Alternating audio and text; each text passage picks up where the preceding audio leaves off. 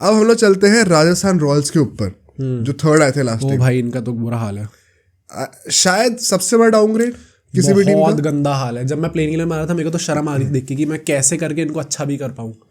बहुत ही ज़्यादा एक इतनी पास्ट अप्रोच है इनकी T20s की, एंड आई थिंक वही जो हमने पहले कहा था, probably they also know they have messed up.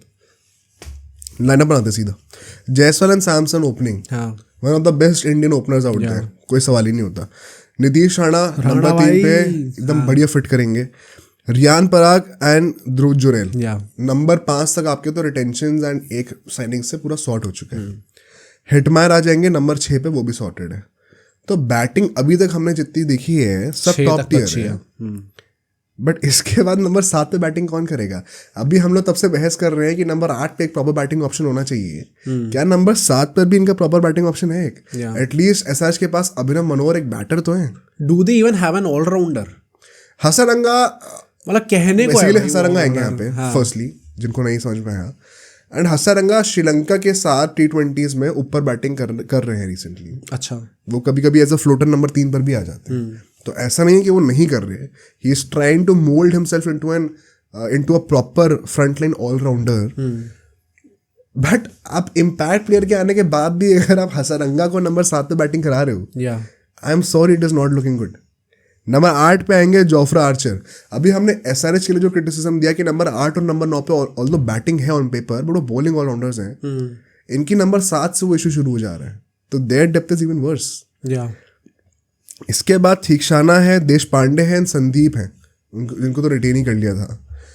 एक और यहाँ पे बहुत बड़ा इशू है, यहाँ पे सारे स्पिनर्स फॉरेनर हैं, कोई इंडियन स्पिनर ही नहीं है भाई। इंडियन स्पिनर हमारे रियान पराग होने वाले हैं। अच्छा, हाँ राइट। क्या करा है ये? रियान पराग और शायद नीतीश राणा थोड़े ओवर डाल ले। फिर मैं वही कहूँगा, फिर तो रिंकू सिंह भी ओवर डालते हैं। उन्होंने डेथ ओवर में बॉलिंग की थी श्रीलंका की, मतलब आई थिंक इंडिया से। इसके साथ इसलिए मैं कह रहा हूँ क्योंकि दे don't have any other option, इनको शायद करनी ही पड़े बॉलिंग इन सबसे। इम्पैक्ट प्लेयर पे you don't have a batting option right now, तो आपको अब आकाश मधवाली आप मोस्ट लाइकली लाओगे। Do you think Shubham Dubey को चांस दे सकते हैं? अभी डिस्कस करते हैं। तो देखो, अभी इस लाइनअप के साथ जब हसरंगा नंबर 7 पे बैटिंग करने के लिए आ रहे हैं, आपके पास एसेंशियली 6 प्रॉपर बैटर्स हैं प्लस हसरंगा एंड आर्चर, ठीक है। तो ऑन पेपर ऑल्दो नंबर 8 तक बैटिंग है, बट क्या वो हम लोग डेफिनेटिव बैटिंग कह सकते हैं? नहीं भाई, बॉलिंग ऑप्शंस भी ज्यादा नहीं है इनके पास यार। अगर मैं आकाश मधवाल को ले आता हूं, और मैं नाउ आई एक्सप्लेन कि मैं शुभम दुबे को क्यों नहीं लेके आ रहा हूं। आकाश Madhwal, Theekshana, Deshpande, Sandeep Sharma, Hasaranga and Archer, ये 6 प्रॉपर बॉलिंग ऑप्शंस आपके हो जाएंगे, plus then Riyan Parag as a part timer. I think decent है। अगर आप यहां से आकाश मधवाल को हटा दो और बैटिंग बढ़ाने के चक्कर में शुभम दुबे को ले आओ, तो आपकी बैटिंग तो शॉर्ट हो जाएगी, फिर नंबर 9 तक खिंच जाएगी। बट बॉलिंग ऑप्शन में सिर्फ 5 ही ऑप्शन है प्लस रियान पराग। भाई अगर एक भी बॉलर का बुरा दिन गया तो क्या रियान पराग 3 ओवर आपको डाल के देंगे वहां पे? मतलब do you think Riyan Parag की जैसी चल रही है धीरे धीरे अप्रोच, और जैसे उन्हें T20 टीम में भी एज एन ऑलराउंडर खिलाया जा रहा है, may be on a given day वो 3 ओवर डाल सकते हैं? क्या तुमने अभी देखा था कि रमनदीप सिंह ने भी साउथ अफ्रीका अगेंस्ट बॉलिंग करी थी? Did I count him as a bowler जब हम केकेआर की बात कर रहे थे? नहीं, केकेआर का तो आई थिंक यहाँ पे कंपैरिजन है ही नहीं, बट वही बात है ना, इस टीम को अपने जो अवेलेबल रिसोर्सेज हैं उससे एक्स्ट्रा निकालना पड़ेगा। बट तो फिर आपने टैंक कर दिया ना अपना प्लेइंग 11। फिर तो नहीं, टैंक तो कर ही दिया, but in the modern T20 game क्या बैटिंग ज्यादा जरूरी होती है या बॉलिंग ज्यादा जरूरी होती है? ये तो you will never find an answer for this. मतलब आई थिंक एक बड़ा टारगेट सेट करना इट इज वेरी इंपॉर्टेंट। अगर चेस कर रहे हो तो चेस करो तो फिर तो आप ऊपर के 6 बैट्समैन 7 बैट्समैन से भी निकाल सकते हो वो चीज़, तो उसमें मेरे को प्रॉब्लम नहीं है। बट लाइकलीहुड तो 50-50 है ना, बैटिंग पहले बैटिंग सेकंड करने। हाँ, तो उसके हिसाब से इम्पैक्ट प्लेयर लगा सकते हो ना फिर। नहीं, अब वही तो बात है, अगर आप पहले बॉलिंग कर रहे हो तो आपको रखना पड़ेगा मधवाल टीम के अंदर। ओके, अब बाकी तो आप किसी को टीम से हटा नहीं सकते। तो शुभम दुबे तो वैसे भी नहीं आने वाले, और अगर तुम पहले बैटिंग कर रहे हो और तुमने शुभम दुबे को एज एन इम्पैक्ट प्लेयर ले आए, तो तुम कितना भी बड़ा टारगेट खड़ा कर लो, दूसरी टीम को पता होगा कि अगर मैंने एक भी बॉलर को 5 में से टारगेट कर दिया, they will have to switch to Riyan Parag, bonus run आ जाएंगे। स्ट्रैटेजी ऐसे बनती है टीम की, जो ऑपोजिशन होगी। तो आई थिंक यहाँ पे लोग फंस गए हैं, इसलिए दे don't have a lot of options. T20 में जब आप इम्पैक्ट प्लेयर का वो तड़का डाल देते हो, the name of the game then becomes depth and a variety of options. ये 2 पैरामीटर्स अगर आपके टीम में नहीं है, you are not the best suited. शायद आप इंडिविजुअल्स के बेसिस पर टीम को डीप ले जाओगे, I don't think you still have the most fail safe strategy जो कि आपको हर एक बुरे दिन से बचा सकती है, जो कि टॉप टीम्स के पास होती है। आर के पास मुझे नहीं दिख रही वो, सैडली। फेयर, मतलब कह सकते हैं। एंड मुझे वही लग रहा था जब मैं प्लेइंग इलेवन बना था तो मैं भी यही सोच रहा था कि इनके पास बैटिंग बॉलिंग ऑप्शंस दोनों ही कम हो गए हैं। I think they messed up in the retention. कोई एक चीज़ भी ज़्यादा होती तो मैं तब भी कहता कि चलो ठीक है, एक चीज़ सॉर्टेड है। इनके पास दोनों ही चीज़ें कम है, तो इनके पास एक एग्जैक्ट स्ट्रैटेजी भी नहीं होगी हम किस चीज़ पे बैंक करें, क्योंकि दोनों में ही आपके पास कम चीज़ें हैं। एंड सो आप एग्जैक्टली क्या गेम प्लान रखने वाले हो, because now there is a lot of responsibility on the top 6। अगर वो नहीं चलते and because they have a lot of responsibility they can not go all out, तो आरआर से हम वो एक्सपेक्ट नहीं कर सकते भाई कि वो हर मैच में पहली बॉल से अंदर खेलेंगे, right. जो कि केके और एसआरएच कर सकते हैं, जो कि 1-2 टीमें और भी कर सकती हैं, इनकी हम बातें करेंगे। आरआर वो अफोर्ड नहीं कर सकती, बिकॉज बाय चांस अगर 3 विकेट ऊपर के गिर गए, now all of a sudden you are waiting for Hasaranga Archer to bat. And once again मैं ये कहूंगा, लोग आरआर के लोगों ने भी कहा था कि बहुत हेट कर रहे हो टीम को। नहीं यार, बट अब ये सोचो, अगर आर्चर को इंजरी हो गई, क्या हमारे पास एक सोल्यूशन है इसका? अगर आर्चर को इंजरी हो गई, they don't have a bowler और a batter who can bowl at number 8 और a bowler who can bat at number 8। नहीं है।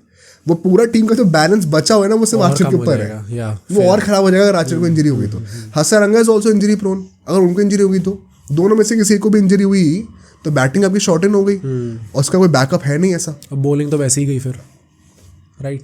तो मैं कैसे डिफेंड करूँ इस चीज़ को? यार मुझे सामने दिख रही कि गलती है ये। तो once again I don't really blame their auction performance, but main issue उनके रिटेंशंस में हो गया।